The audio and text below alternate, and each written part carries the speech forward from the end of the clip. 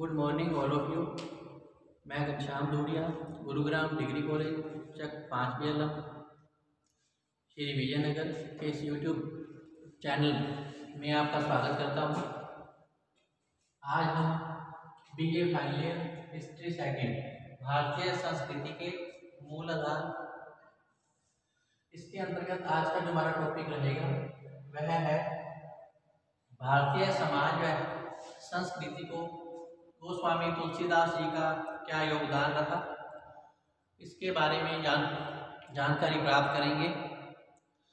तो आइए हम देखते हैं गोस्वामी तुलसीदास जी की भारतीय समाज और संस्कृति के प्रति क्या योगदान रहा था।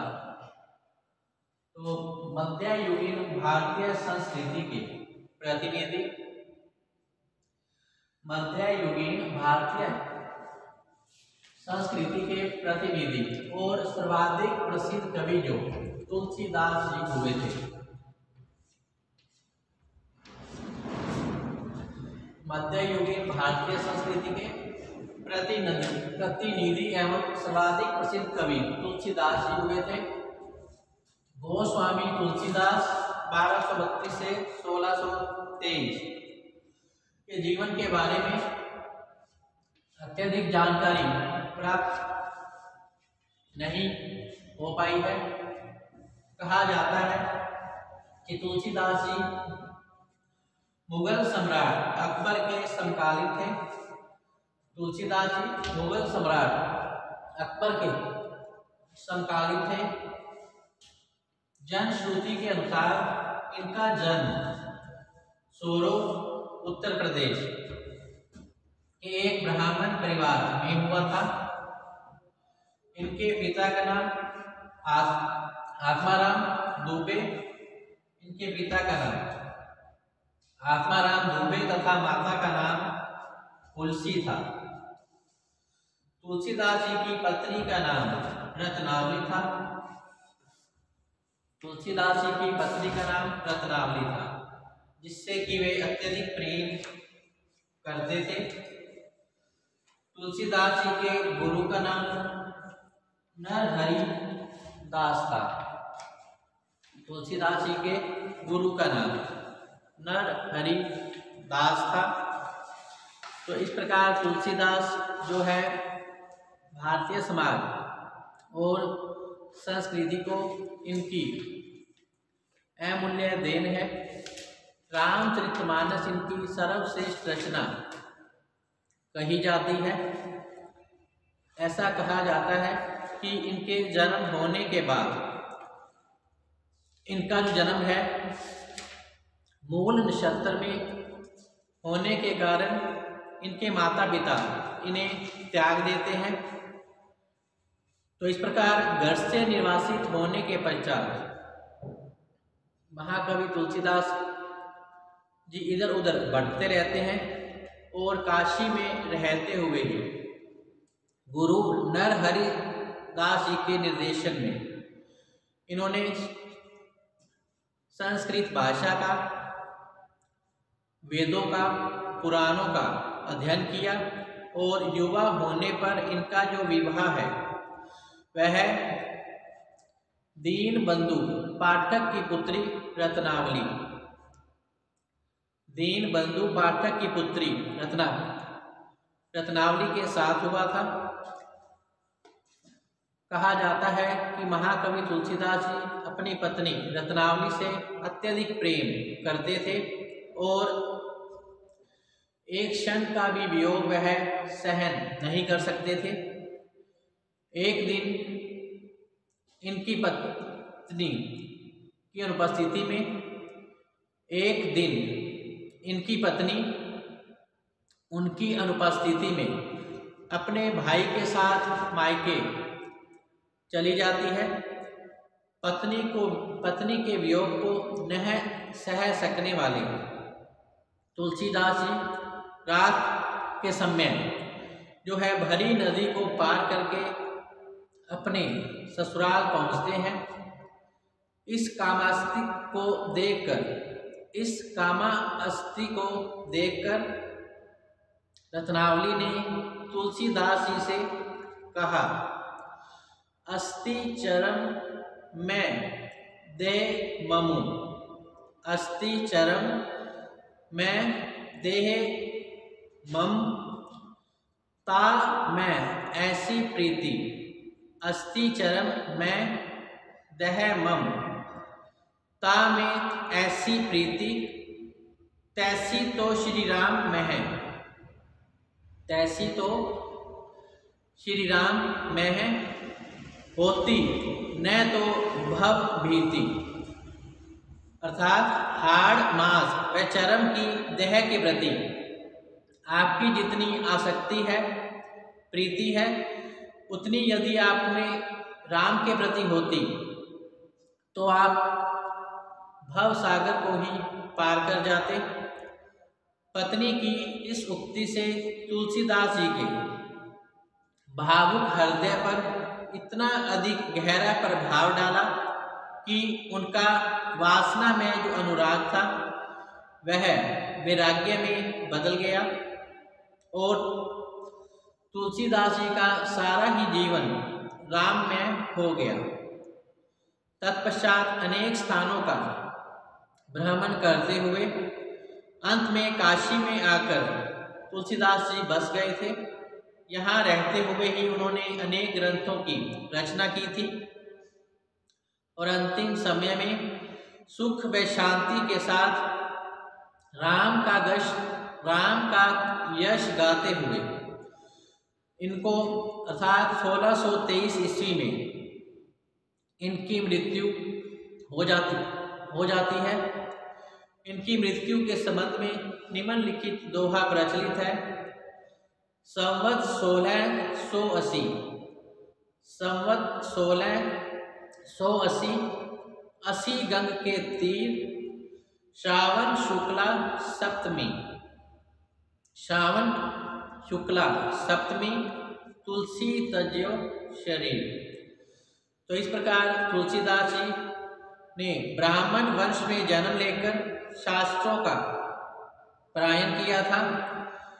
दरिद्रता के तीखे आघात को ये सहते रहे, दर दर भटके, काम अस्तिक में फंसकर मर्यादा से फिसले, अनपढ़ और असंस्कृत लोगों के ये निकट रहे और पंडितों एवं सन्यासियों की संगति भी इन्होंने की थी। इन विविध अनुभवों में उन्होंने पाप, दुख, दरिद्रता, अभिभूत, कर्म, आस्था और साहस से विहीन तत्कालीन समाज की जरूरतों को इन्होंने पहचाना। इनकी सबसे बड़ी जरूरत लोक, धर्म और संस्कृति के बिखरे हुए तारों को एकत्र करने की थी। गोस्वामी जी ने इस भागीरथ प्रयत्न का बीड़ा उठाया और समन्वय का जो महान आदर्श इन्होंने प्रस्तुत किया था। महाकवि तुलसीदास जी कवि होने के साथ साथ एक महान संत भी रहे। उनके द्वारा लिखित रामचरितमानस तो उनकी कीर्ति का स्तंभ कहा जाता है, जिसे भारतीयों के हृदयों में काफी प्रभाव डाला था। इनके द्वारा रचे गए जो ग्रंथ धर्म, संस्कृति, जीवन, साहित्य और भाषा आदि का इनमें समन्वय मिलता है। वस्तुतः तुलसीदास जी साहित्यिक विरासत जो है असंख्य नारियों के प्राण रहे हैं।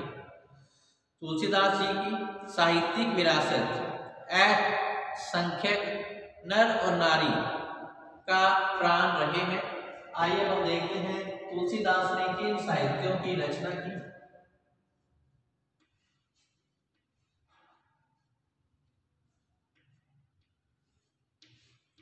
तुलसीदास जी के साहित्य इस प्रकार से रहे थे। नंबर 1 है रामचरितमानस, जो कि तुलसीदास की सर्वश्रेष्ठ रचना मानी जाती है। विनय पत्रिका, कवितावली, गीतावली, दोहावली, रामाज्ञा प्रश्न, बर्वे रामायण, राम लल्ला शुभ, राम लल्ला न छूह, कृष्ण गीतावली, वैराग्य संदीपनी, पार्वती मंगल, जानकी मंगल, जो कि तुलसीदास की प्रमुख रचनाएं रही है। रामचरितमानस, विनय पत्रिका, कवितावली, गीतावली, दोहावली, रामाज्ञा प्रश्न, कृष्ण गीतावली, वैराग्य संदीपनी, पार्वती मंगल व जानकी मंगल तुलसीदास जी की सर्वश्रेष्ठ रचनाएं रही हैं। नंबर 1, रामचरितमानस। यह तुलसीदास की सर्वश्रेष्ठ रचना मानी जाती है, जिसने तुलसीदास को सदा के लिए अमर बना दिया था। भाव, भाषा, प्रबंध, छंद, अलंकार, योजना, शैली आदि सभी दृष्टियों से रामचरितमानस हिंदी साहित्य का एक अद्वितीय ग्रंथ माना जाता है। इस काव्य में राम कथा का ही विस्तृत वर्णन प्रस्तुत किया गया है। रामचरितमानस जो कि 7 खंडों में विभाजित है, जिसमें कि मर्यादा पुरुषोत्तम राम का विस्तृत चित्रण किया गया है। इसमें तुलसीदास जी ने अपने पात्रों के माध्यम से विभिन्न आदर्श उपस्थित किए। राजा के रूप में दशरथ और जनक, माता के रूप में कौशल्या, सुमित्रा, कैकेयी तथा पुत्र के रूप में राम, लक्ष्मण, भरत, शत्रुघ्न, स्त्री के रूप में सीता, शत्रु के रूप में रावण, मित्र के रूप में सुग्रीव, सेवक के रूप में हनुमान, देशद्रोही के रूप में विभीषण को और सेवक के रूप में जो हनुमान का चरित्र चित्रण किया गया है। तो इस महाकाव्य में जैसा आदर्श और उदार चरित्र चित्रण हुआ है वह अन्यत्र मिलना दुर्लभ है। तो इस प्रकार रामचरितमानस तुलसीदास की सर्वश्रेष्ठ रचना मानी जाती है। साहित्यिक दृष्टि से भी यह एक आदर्श काव्य माना गया है। इसमें शास्त्रीय लक्षणों का भली भांति निर्वहन हुआ है। सौंदर्य वर्णन के अंतर्गत अयोध्या, जनकपुरी, लंका वासियों का सौंदर्य एवं चित्रकूट, पंचवटी आदि वनों का आकर्षक वर्णन तुलसीदास जी ने प्रस्तुत किया है। और इस प्रकार भक्ति रस की भी इसमें थोड़ी बहुत प्रधानता रही है। पात्रों के चरित्र चित्र में भी तुलसीदास जी ने महान कौशल प्रदर्शित किया है। इसी प्रकार श्रृंगार, वीर और शांत रस का भी इसमें भली प्रकार से प्रयोग किया गया है। यह एक संगीतमय काव्य माना जाता है, जिसके पद श्रोताओं को मंत्रमुग्ध कर देते हैं। इनमें मानव समाज का जीता जागरण जो उदाहरण है प्रस्तुत किए गए हैं। समग्र रूप में रामचरितमानस जो है एक आदर्श धार्मिक ग्रंथ माना जाता है। हिंदू समाज में यह ग्रंथ उतना ही आदरणीय है जितना कि ईसाइयों में बाइबल और मुसलमानों में कुरान प्रसिद्ध है। इस प्रकार रामचरितमानस तुलसीदास की सर्वश्रेष्ठ रचना कही जाती है, जिसमें कि उन्होंने मर्यादा पुरुषोत्तम श्री रामचंद्र के जीवन चरित्र के बारे में महत्वपूर्ण प्रकाश डाला है। इसी प्रकार दोनों पर है विनय पत्रिका।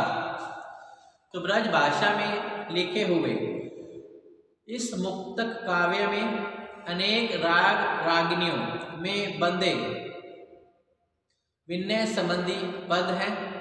इसमें मुक्ति और आत्मविवेदन, मुक्ति और आत्मनिवेदन का तथा आराध्य देव राम से उद्धार की कामना का मार्मिक चित्रण इसमें प्रस्तुत किया गया है।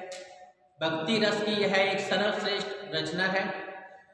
इसके गीतों में दैन्य, शांत और तथा कहीं कहीं ओज रस की भी प्रधानता रही है। इसमें ज्ञान, भक्ति और वैराग्य संबंधी विचारों को सुंदर ढंग से प्रस्तुत किया गया है तथा इसके जो गीत हैं संवेदन पूर्ण और संगीत प्रधान रहे हैं। यद्यपि इनकी भाषा जो है संस्कृत गर्भित ब्रज भाषा है, फिर भी इसमें फारसी और अरबी शब्दों का जो है पुट मिलता है। इसी प्रकार नेक्स्ट है कवितावली।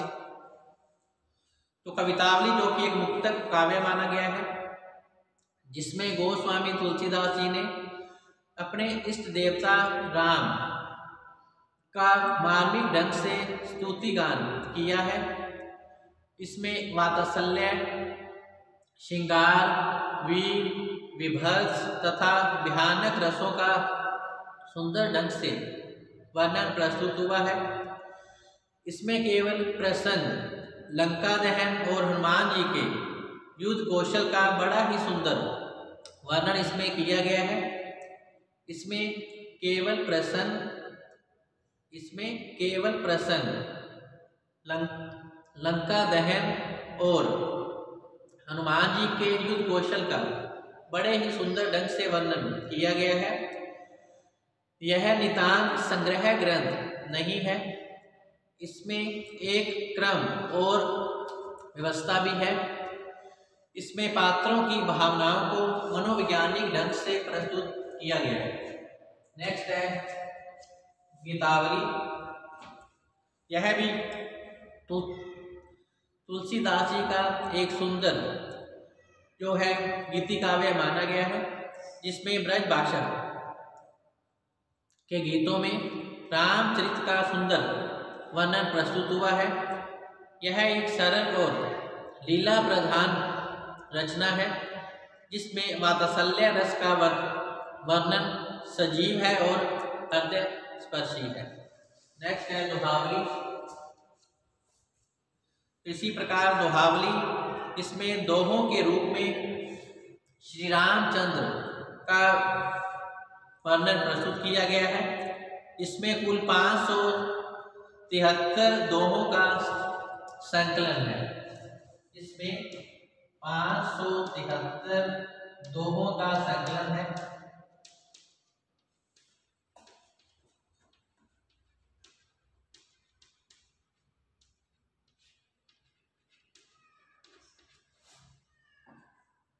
इसी प्रकार है रामाज्ञा प्रश्न।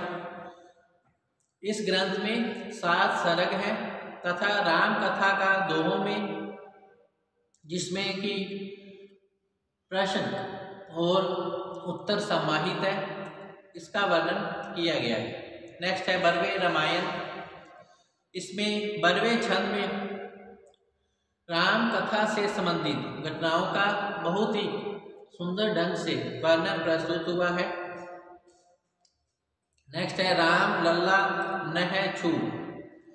इसमें पूर्वी अवधि में लिखित राम कथा से संबंधित कुछ छंदों का प्रयोग किया गया है। इसी प्रकार कृष्ण गीतावली। इसमें ब्रज भाषा में श्री कृष्ण चरित्र का सफुट पदों में वर्णन प्रस्तुत किया गया है। वैराग्य संदीपनी। इसमें वैराग्य संबंधी छंदों को स्पष्ट किया गया है, जिसमें धर्म और ज्ञान के साधारण सिद्धांतों का विवेचन प्रस्तुत हुआ है। नेक्स्ट है जानकी मंगल। इसमें ब्रज भाषा में राम और सीता के विवाह का जो वर्णन है प्रस्तुत किया गया है। जानकी मंगल में तुलसीदास जी ने श्री रामचंद्र और सीता के विवाह का बहुत ही सुंदर ढंग से वर्णन प्रस्तुत किया है। तो इस प्रकार मध्ययुगीन भारतीय संस्कृति के प्रतिनिधि और सर्वाधिक प्रसिद्ध कवि तुलसीदास जी हुए थे। गोस्वामी तुलसीदास जी के बारे में अत्यधिक जानकारी उपलब्ध नहीं हो पाई। कहा जाता है कि गोस्वामी तुलसीदास जी मुगल सम्राट अकबर के समकालीन रहे थे। जनश्रुति के अनुसार इनका जो जन्म है सोरो उत्तर प्रदेश के एक ब्राह्मण परिवार में हुआ था।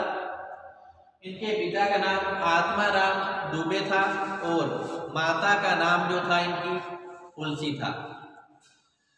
पिता का नाम आत्माराम दुबे और माता का नाम तुलसी था। कहा जाता है कि इनका जन्म मूल नक्षत्र में होने के कारण ही इनके माता पिता द्वारा इन्हें त्याग दिया गया था।